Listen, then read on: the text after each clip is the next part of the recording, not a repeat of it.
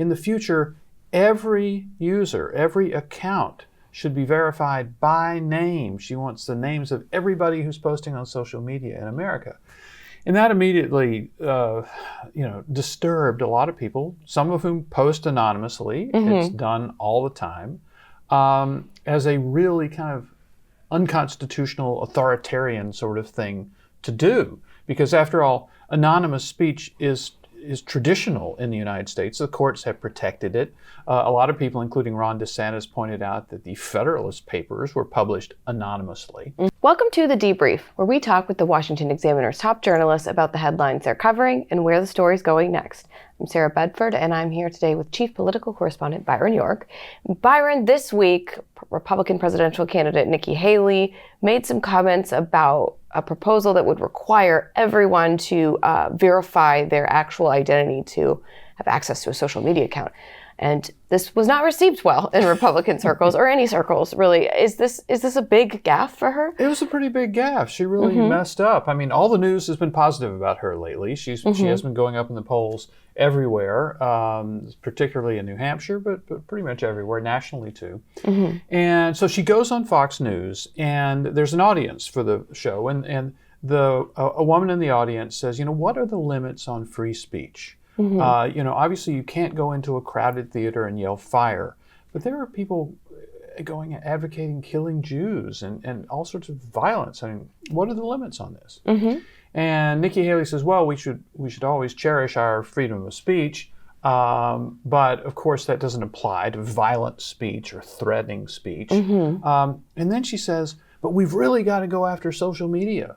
There are these bots in Russia and China and Iran and North Korea, and they are adding to this. So in the future, every user, every account should be verified by name. She wants the names of everybody who's posting on social media in America.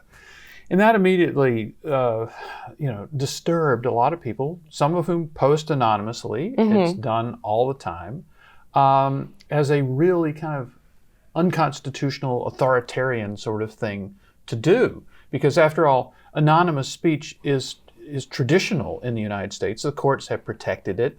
A lot of people, including Ron DeSantis, pointed out that the Federalist Papers were published anonymously. And so I got in touch with the Haley campaign not long after she said this, and they basically sent back a statement kind of reaffirming what she had said. By the next morning, she had softened on it, and then by the next afternoon, she did a full climb down, as the British say, and said, no, everybody has a right to post anonymously on social media if they want to. You mentioned that Nikki Haley had been going up in the polls. Yeah. And you said this before, it's sort of become a three-man race with her and DeSantis and Donald Trump way up ahead. Yeah.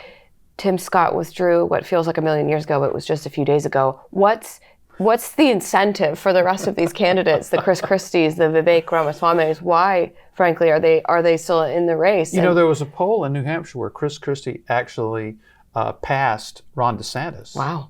Is number 3. So it goes Trump, Haley, Christie, DeSantis. DeSantis not doing really well in New Hampshire. He's not paying a lot of attention to it because he's gone all in on Iowa. But, I think it's tempting to call it a 3-candidate race, but it's a 1-candidate race. Right. It's a 1-candidate race, and then there's a fight for the backup right now between DeSantis and Haley. And by the backup, I mean some people have misunderstood that to mean like a fight for vice president or something. I don't think any of these people are going to be Trump's vice president if he were the nominee.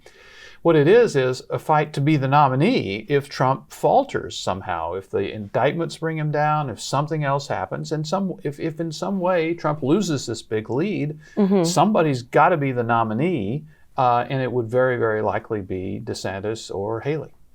And finally, in the wake of the off-year elections that we had earlier this month, a little bit disappointing for Republicans. There's been some sort of reevaluation of Ronna McDaniel as chairwoman of the RNC. What do you make of all that? Well, in the past, we've had a number of RNC chairs who didn't last a whole long time if they lost. I mean, it's kind of traditional. You lose a race and you get another chairman.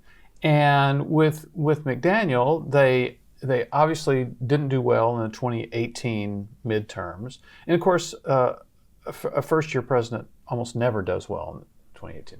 And then, of course, Donald Trump didn't win the 2020 election. Right. And then the 2022 midterms, we should remember, they won the House. They won control of the House. Really narrow, but they won control of the House. So there were a lot of people, led by Vivek Ramaswamy, saying that, Rana should go. Rana should go.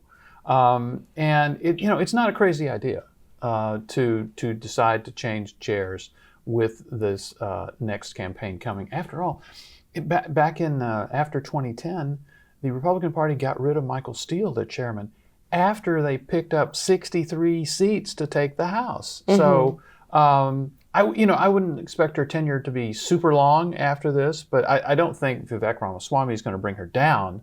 On the other hand, it's a real question: is it time for a new RNC chairman? Well, Byron, thank you so much for being here today. You can get more reporting from Byron by signing up for his newsletter, Byron York's Daily Memo, at washingtonexaminer.com.